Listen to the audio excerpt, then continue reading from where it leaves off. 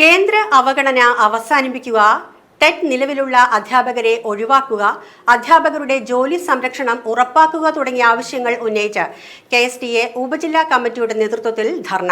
ഇരിങ്ങാലക്കുട ജില്ലാ വിദ്യാഭ്യാസ ഓഫീസിന് മുൻപിൽ സംഘടിപ്പിച്ച ധർണ KSTA ജില്ലാ joint secretary Saji C Paulson ഉദ്ഘാടനം ചെയ്തു. ഉപജില്ലാ പ്രസിഡന്റ് വർഷ രാജേഷ് അധ്യക്ഷത വഹിച്ച ധർണയിൽ ജില്ലാ നിർവാഹക സമിതി അംഗം വിദ്യ KV പ്രസംഗിച്ചു.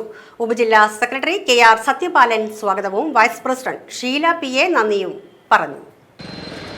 1-ാം തീയതി സുപ്രീം കോടതിയുടെ തെറ്റുമായി ബന്ധപ്പെട്ട ഒരു സുപ്രധാന വിധി വന്നു. അപ്പോൾ ഇത്തരം പ്രധാനപ്പെട്ട മുദ്രാവാക്യങ്ങൾ ഉയർത്തിപ്പിടിച്ചുകൊണ്ടാണ് സംഘടന ഇന്ന് ഇത്തരം ധർണകൾ സംഘടിപ്പിച്ചു പോരുന്നത്. ഞാൻ നേരത്തെ സൂചിപ്പിച്ചതുപോലെ ഈ കേന്ദ്ര അവഗണന എന്ന് നാം നിരന്തരം പറയുമ്പോൾ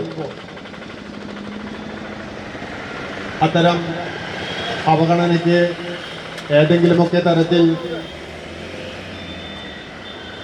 അതിൻ്റെ ദൂഷ്യഫലങ്ങൾ അനുഭവിച്ചവരായിരിക്കാം എനിക്ക് മുമ്പിലിരിക്കുന്നവർ.